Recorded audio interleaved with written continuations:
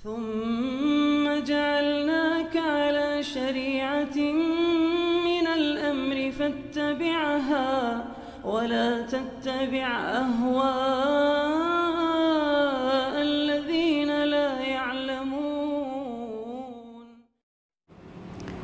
Dan nasihat anak kepada anak pribadi sendiri dan kepada semua kaum muslimin dan kaum muslimat, terkhusus teman-teman yang mengikuti kajian sore hari ini, bahkan kalau bisa sama teman-teman sepengajian sunnah pun di zaman fitnah ini, jangan terlalu sering jumpa.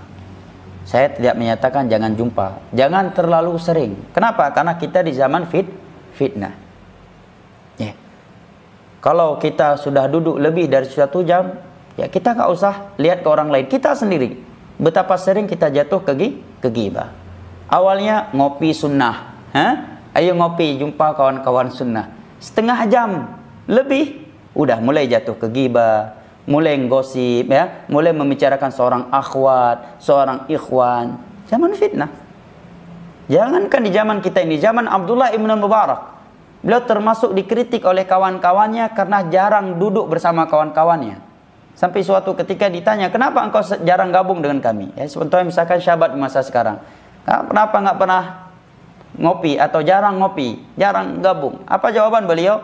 Karena aku memilih sering duduk bersama Nabi dan para sahabatnya daripada sama kalian. Sambil menunjuk ke tangannya ke arah kitab-kitab beliau yang berisikan riwayat-riwayat hadis. Demikian mereka para sahabat menjaga waktu kita. Dan waktu kita ini memang sangat sempit. Sekarang coba kita perhatiin, waktu kita cuma 24 jam. Ya.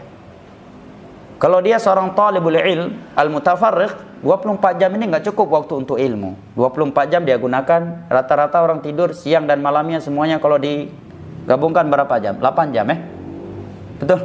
Berarti kurang lebih 8 jam. Berarti sisa berapa jam lagi? 24 diambil 8 jam? 16. Tinggal 16 jam.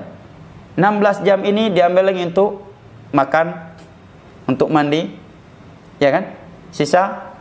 Taruhlah sisa 12-13 jam lagi.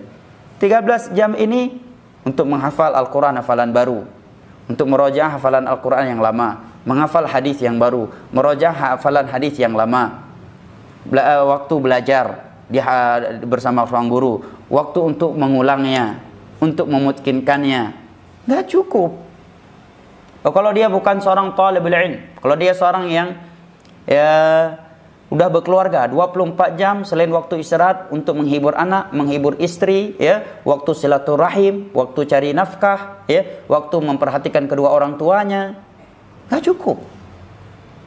Makanya kalau orang setiap pagi bisa nongkrong di warung kopi lebih 1 jam, sore 1 jam lagi, malam 1 jam lagi, kapan dia belajar?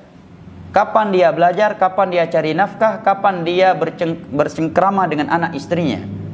Kapan dia ketawa-ketawi menghibur anak istrinya? Maka jaga sebatasnya. Usahakan ya tidak banyak bergaul kecuali kita tahu pergaulan tersebut bermanfaat dan insya Allah terjaga. Dan andai kata kita pun ingin bergaul dan ingin duduk-duduk dengan sahabat-sahabat di luar, maka pilihlah ya orang-orang yang terbaik dari orang-orang yang baik.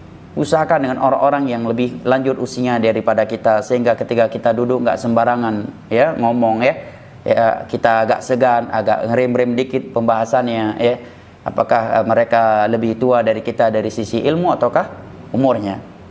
Naam.